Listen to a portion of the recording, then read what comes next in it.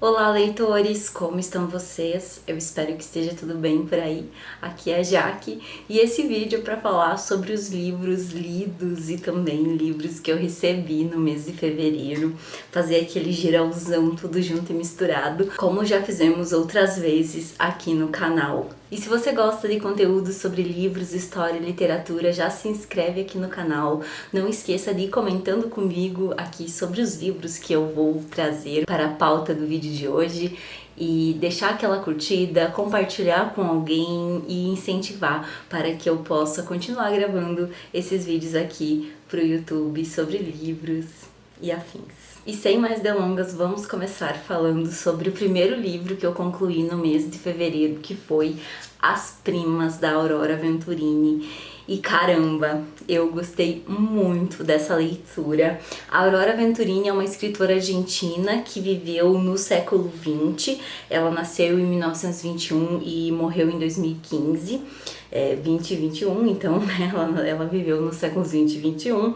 Ela nasceu em La Plata, na Argentina, que é a cidade também onde se passa esse livro e essa história.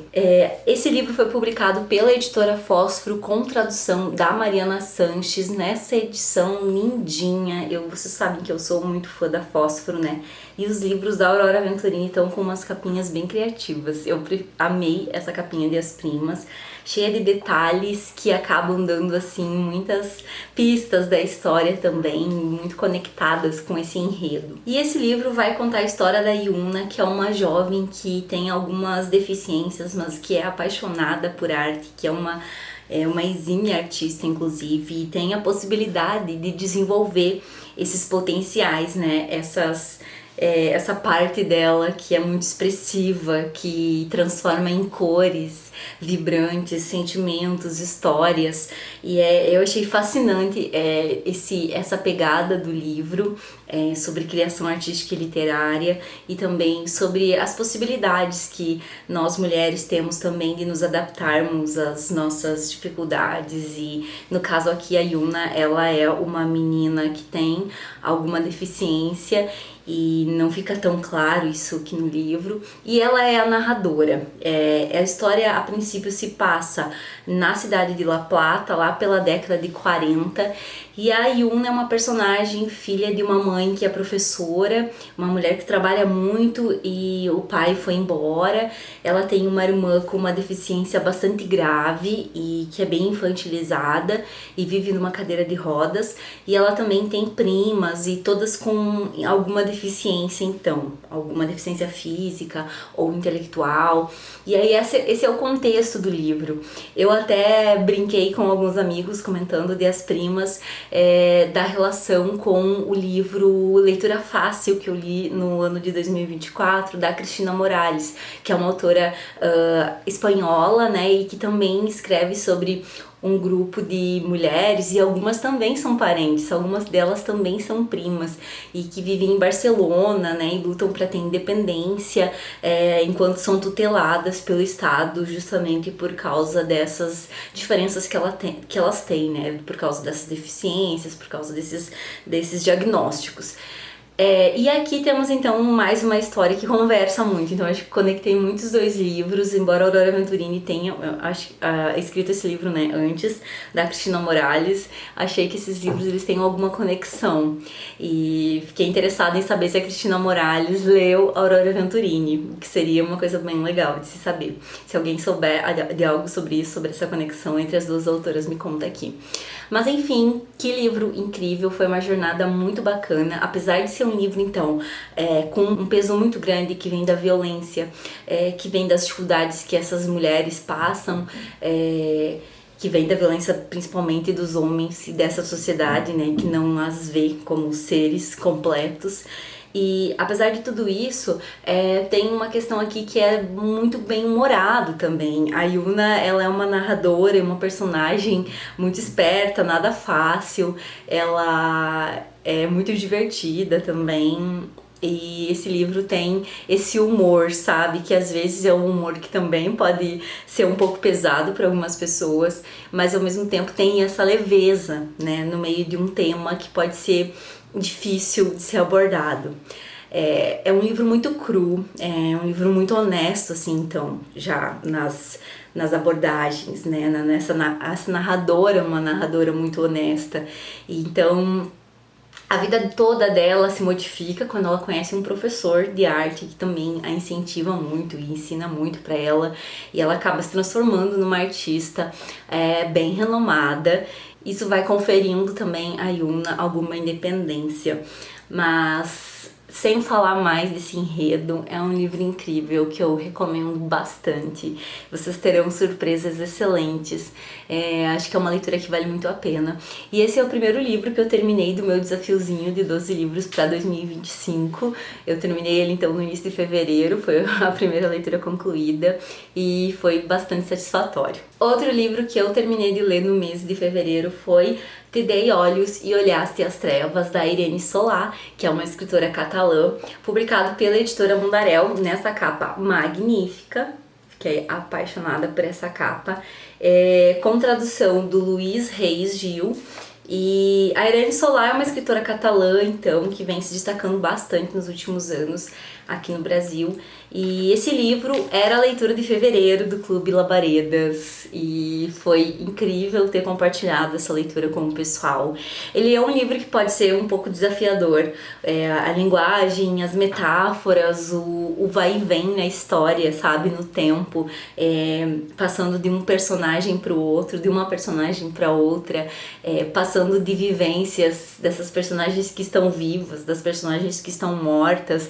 Então eu achei um livro bastante complexo em vários momentos. É uma obra com uma escrita muito fluida e acaba envolvendo e trazendo, sabe, para a história elementos da mitologia, das tradições, da história da Catalunha, da região montanhosa na qual a Irene Solá centraliza essa história.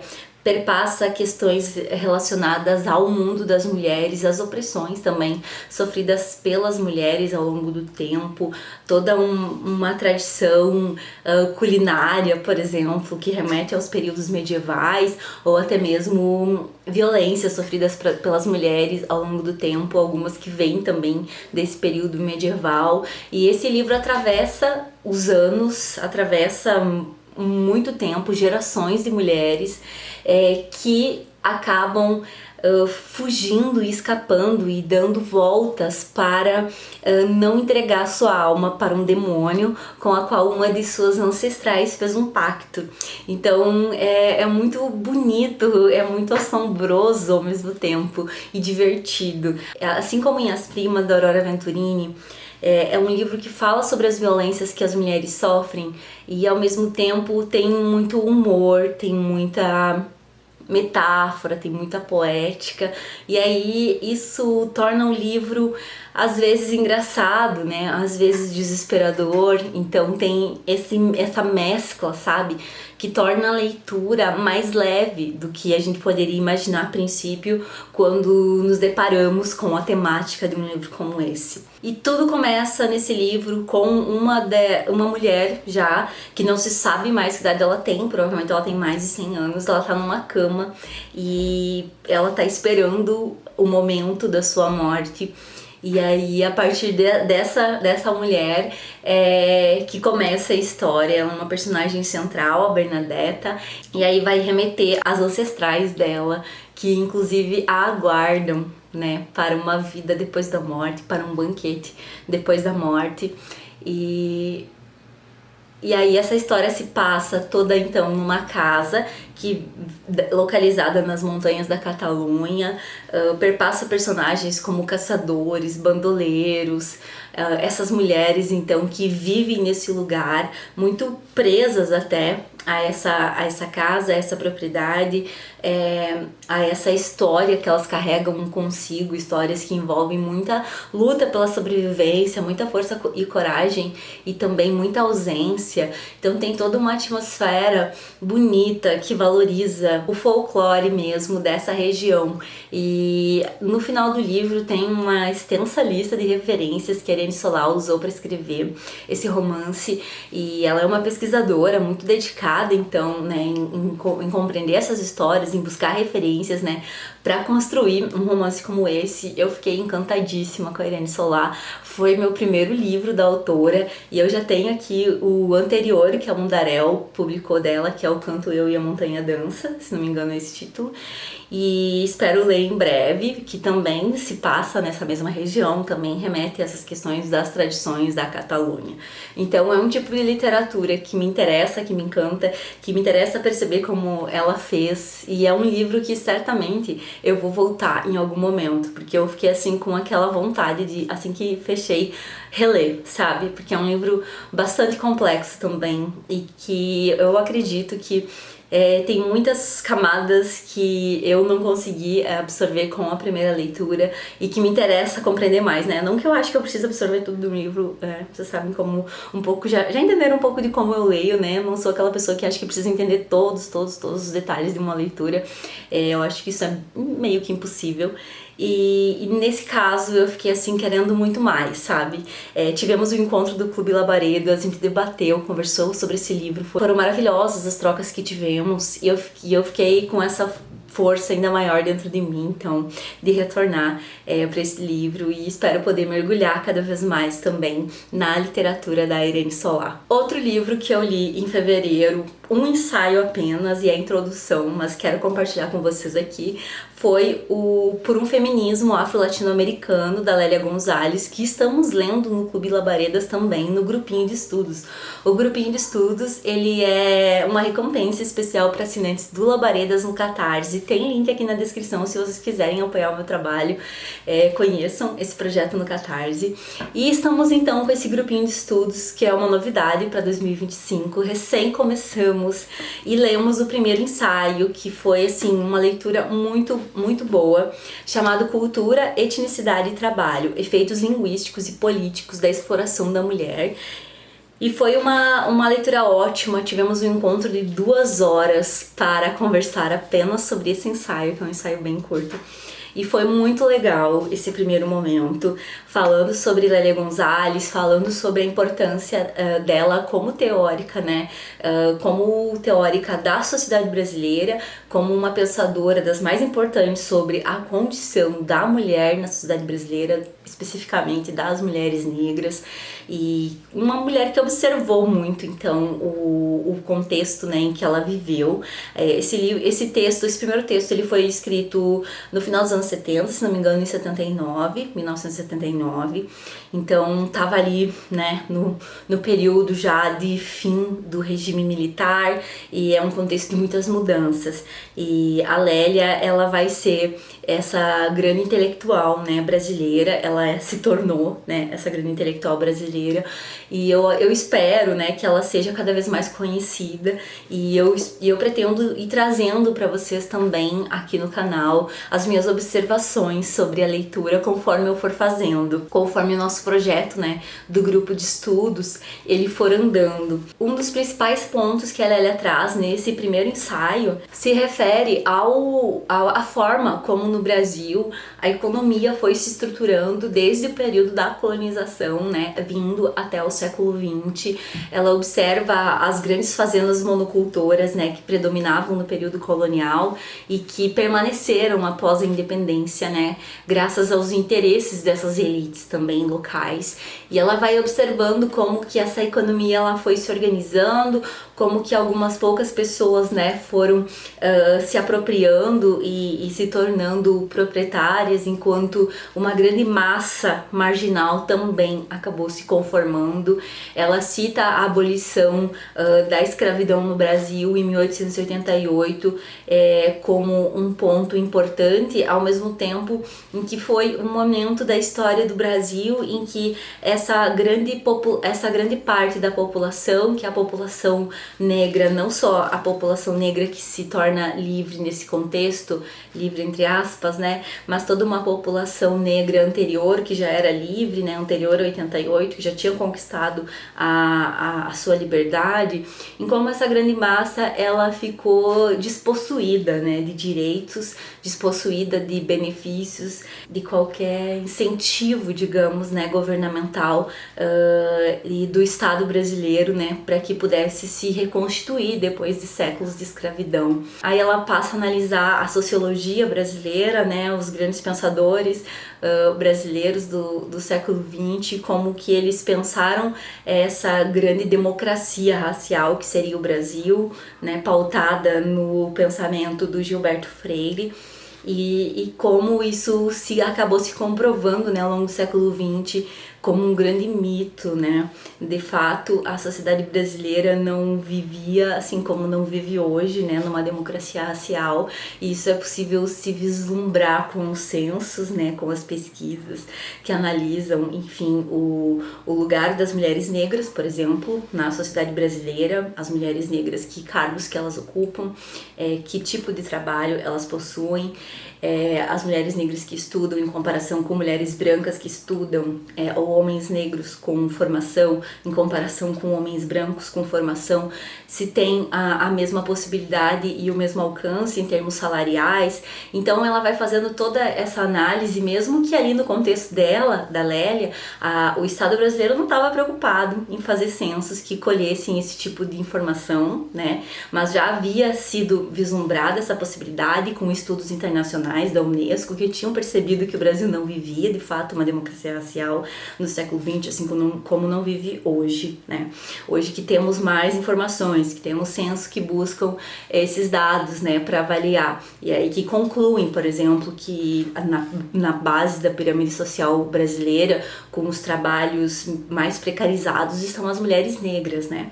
Então, a Lélia, ela já tirava todas essas conclusões, né, e analisa nesse texto vários elementos, como, por exemplo, a questão do branqueamento racial no Brasil, do incentivo, né, do Estado brasileiro desde o final do século XIX e século XX, as políticas de branqueamento racial, de incentivo à imigração, né, com esse objetivo em vista. Sempre levando em conta também as subjetividades, né? A Lélia era essa pensadora muito articulada, que lia muita teoria, né? Que buscava em pensadores de diversos lugares aportes para construir o seu pensamento.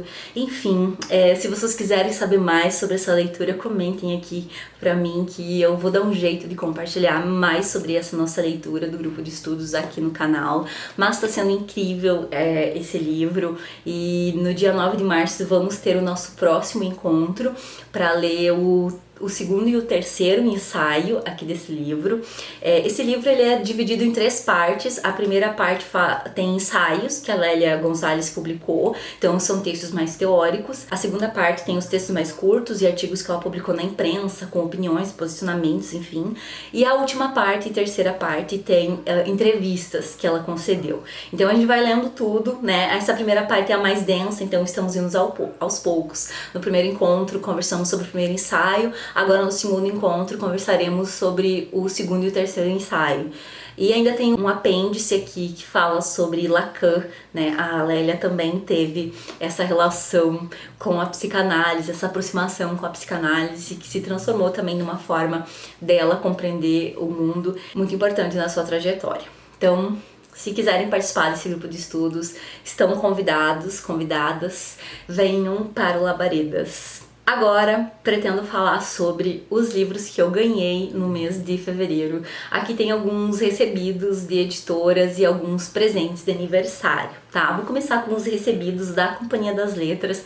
A Companhia das Letras acabou estendendo um pouco a parceria de 2024 para janeiro e fevereiro de 2025, e eu fiquei muito feliz com isso. A parceria foi maravilhosa ao longo de 2024. Eu tive contato com obras incríveis, fiz muitas leituras boas, e agora recebi mais alguns livrinhos, como por exemplo o Lélia Gonzalez, um retrato da Sueli Carneiro, que saiu pela Zahar. Eu já tô lendo esse livro, eu tava lendo no Kindle, e aí eu pude escolhi pra ter a edição física. Eu tô na página, eu recém comecei, tá? Tô na página 37 ainda, eu não retomei essa leitura, dei uma pausada nela. Como vocês puderam ver, no mês de fevereiro eu não li tanto, eu voltei das férias, então eu tô com bastante trabalho aí, organizando o meu trabalho como professora numa escola nova. Então, aos poucos eu vou retomando o meu ritmo normal de leituras, de trabalho, que tudo isso pra mim é acaba se tornando uma coisa só, né? Da aula, compartilhar leituras, tudo tá muito vinculado. E esse livro tá muito bom, ele vai falando sobre a trajetória da Lélia Gonzalez desde o nascimento, localizando um pouco da família dela, a origem da Lélia Gonzalez. E a Sueli Carneiro é essa grande filósofa, né, e pensadora brasileira também. É muito bacana ver ela escrevendo sobre Lélia. Espero concluir essa leitura em breve e fiquei muito feliz que pude escolher e ter esse livro graças à parceria com a Companhia das Letras. A capa tá muito linda, gente, tá muito linda. A Lélia era uma beleza de mulher, né? Linda. Eu também escolhi, tá? Parceria com a companhia também, mais um livro de história que se chama Boemia Literária e Revolução, o Submundo das Letras do Antigo Regime, do Robert Darnton. A capinha tá muito animada, tá muito bonita, a tradução foi feita pelo Luiz Carlos Borges e aqui ele vai falar então, eu acredito, né, sobre a literatura na época ali, antes da Revolução Francesa, ou no contexto ali da Revolução Francesa, né, no Antigo Regime.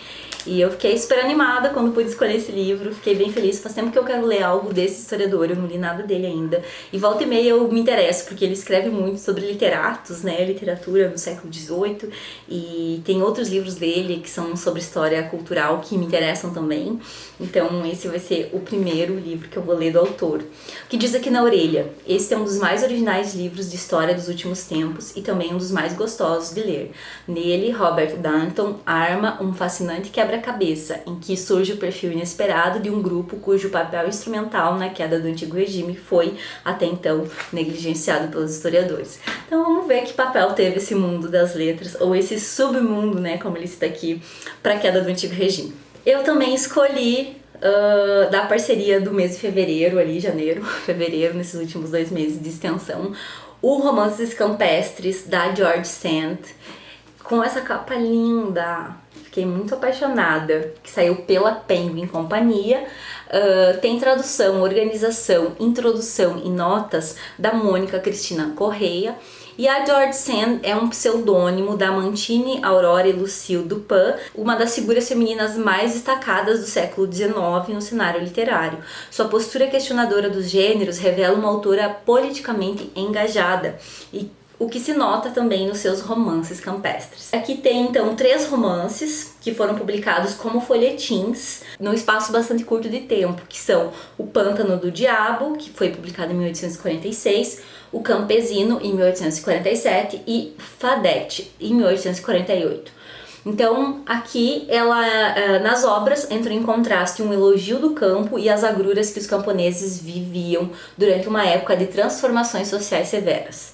Triunfa, acima de tudo, uma defesa encantadora da preservação da natureza e de seus mistérios. A George Sand é uma escritora que foi muito importante no século XIX na Europa, e eu conheço muito pouco dela, então eu queria começar faz tempo, e agora vou ter essa oportunidade com os romances campestres que recém saíram pela Penguin Companhia. Tá linda essa edição, gente, eu tô apaixonada por essa capa, muito, muito linda. E a capa é do Kandinsky, então, Paisagem com uma Macieira, Olhos sobre Tela, de 1906. Tá muito linda. Espero que tenham gostado tanto quanto eu dessa edição. Vamos conhecer George Sand. Tô animada pra ler, espero conseguir encaixar nas próximas leituras. E eu também pedi da companhia o Vidas Secas, nessa edição lindinha que saiu pela Clássicos da Zahar. Nessa edição mais pequena, né, dos clássicos, tem uma apresentação do Itamar Vieira Júnior. Ai, tá muito linda. Eu amei essa capa. E a Vidas Secas é um livro que eu li no ensino médio, inclusive eu fiz um trabalho de literatura. Nunca vou esquecer, porque enfim, me dediquei bastante nesse trabalho de literatura que eu fiz sobre Vidas Secas e que eu quero reler em algum momento, então tenho opção para reler porque eu tenho uma outra edição de Vidas Secas aqui também. Então, eu tenho uma outra edição de Vidas Secas aqui, que é uma da Penguin, das edições laranjinhas da Penguin, né, da literatura brasileira, e agora eu tenho essa também, e veio com um pôster, né, com essa arte linda de Vidas Secas, muito lindo mesmo. A autora se chama Elisa Carareto e ela nasceu em Ribeirão Preto em 86, é ilustradora e vive em São Paulo. E tá muito lindo mesmo essa arte de Vidas Secas. Eu acho que esse é o jeitinho certo do pôster, não tenho certeza, mas tá muito lindo. Então veio esse pôster e aí atrás tem algumas informações também sobre o livro. Tem uma entrevista com Eron Cordeiro, narrador do audiolivro de Vidas Secas, uma entrevista com Graciliano Ramos, que ele deu em 1968 para o jornal A Gazeta, com 3 perguntas. Aí tem um pouco sobre a Elisa Carareto, que é a artista da capa, e uma indicação da Socorro Acioli, porque que ela indica Vidas Secas. Tá lindo esse material que veio junto com a edição. Obrigada, Companhia das Letras, pela parceria ao longo de 2024, foi muito especial. Eu amo o catálogo e recebi obras incríveis, foi bacana demais. Eu ganhei da minha amiga Helena de aniversário esse livro que eu tava muito ansiosa para conhecer, que é A Cidade das Mulheres, da Christine de Pizan, que saiu pela editora 34. Tá linda essa capa, né? Com introdução de Eric Hicks e Therese Moreau e tradução de Jorge Henrique Bastos. Esse livro, então, ele foi escrito por Christine de Pizan entre 1404 e 1405 e é considerado a primeira obra feminista da história da literatura ocidental. Ela nasceu em Veneza em 1364 e recebeu uma educação refinada na corte do Carlos V em Paris, onde seu pai atuava como secretário e astrólogo. Veja bem, espírito espantosamente moderno, ela reuniu um conhecimento excepcional e colocou sua inteligência e sua cultura a serviço das mulheres, denunciando a misoginia dominante em seu tempo, especialmente nos meios clericais. Inspirada na Cidade de Deus de Santo Agostinho, Christine de Pizan concebeu uma cidade utópica composta exclusivamente por mulheres, ao abrigo das calúnias e injustiças dos homens. Em seu livro, a autora, hoje reconhecida como a primeira mulher a viver profissionalmente de sua escrita, recupera figuras femininas de diferentes épocas, guerreiras, artistas, sábias, amantes e santas, reinterpretando-as como símbolos de resistência e sabedoria. Recorrendo à história e às mitologias grega e romana, aos poemas de Ovídio e Virgílio, a episódios da Bíblia, contos de Boccaccio e mais um sem número de fontes, Christine debate com grandes nomes do pensamento e da retórica, como Aristóteles, Cícero e muitos outros. É um livro muito corajoso, ansiosa demais para ler. A Christine de Pizan, ela tá na capa do Leitura Fácil da Cristina Morales, vou deixar aqui para vocês verem. Cristina Morales é assim, e Leitura Fácil também é um dos meus livros preferidos da vida. O livro e a autora, né, se tornaram favoritos para mim. Então agora lerei esse livro da Christine de Pizan. Inclusive ela foi homenageada na abertura das Olimpíadas de Paris em 2024, não sei se vocês estão lembrados. Mas é uma alegria termos uma edição da Cidade das Mulheres aqui. A editora 84 arrasou muito e a Helena arrasou muito me presenteando com esse livro. Obrigada, amiga. Eu ganhei da minha querida Jenny o livro Somos Animais Poéticos, também publicado pela editora 34, da Michelle Petit. A arte, os livros e a beleza em tempos de crise. Ai, que lindeza de livro!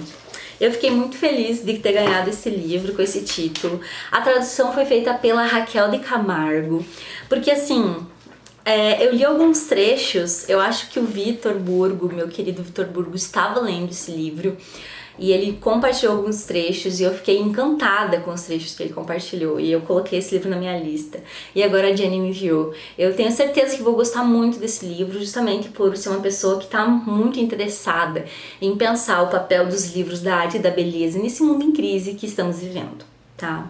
Já falamos muito sobre isso aqui no canal Então é um tema que me interessa como leitora, como professora, como pessoa que gosta de se comunicar, né, de ler, de escrever e de falar sobre livros, sobre cultura, sobre arte. Então eu acho que esse livro vai acrescentar muito pra mim e eu tô muito animada. Espero conseguir encaixar essa leitura em breve. Obrigada, Jenny, minha amiga. Você arrasou muito na escolha. Eu ganhei da minha querida Ana Paula o livro Café Tangerine. Ai, essa capa tá perfeita.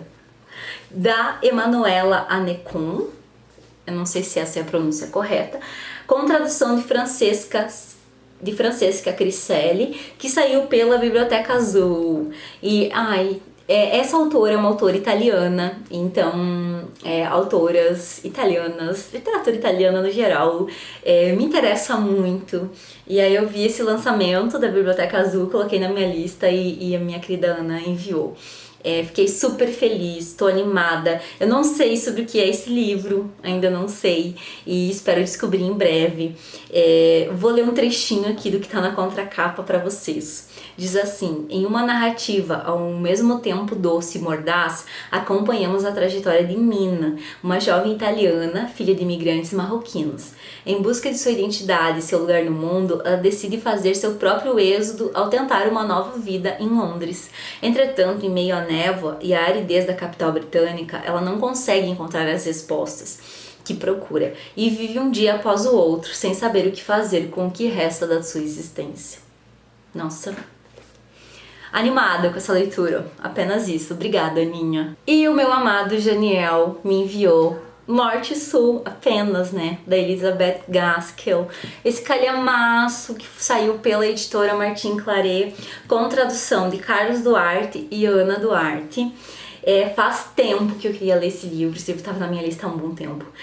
Principalmente quando eu descobri essa autora, enfim, ela fez a biografia da Charlotte Brontë, se não me engano. E, enfim, aí ela surgiu nessa minha seara de interesses por autoras, né, do século XIX, homens e mulheres, mas as mulheres me interessam muito do século XIX. Esse livro foi publicado em 1854 e retrata os efeitos da Revolução Industrial no solo inglês. As personagens principais são Margaret e Sr. Thornton, que dualizam o sul, bucólico e aristocrático, e o norte, industrial, sujo e sem modos. O relacionamento entre os dois pode evocar no leitor lembranças de Orgulho e Preconceito, pois assim como na obra de Austen, os personagens de Gaskell também precisam passar por cima das convenções sociais e dos preconceitos em busca de amor e realização. E que livrão, hein? Tá linda essa edição. A folha de guarda, olha, maravilhosa. A editora Martin Claret caprichou. E o Jane me mandou um recadinho lindo. Tá muito legal esse livro. Estou super animada para ler. Tem um prefácio que é da Maria Elizabeth Souto Maior Mendes, que é professora da Universidade Federal da Paraíba. Então tem um texto aqui inicial para apresentar a obra. Estou animada para ler Elizabeth Gaskell. Obrigada, Jean. Espero que vocês tenham gostado desse vídeo, comentando um pouco sobre as minhas leituras, sobre os presentes que eu ganhei, livros recebidos e presentes de aniversário em fevereiro. Comentem aqui comigo o que vocês acharam. Um grande abraço e até o próximo vídeo.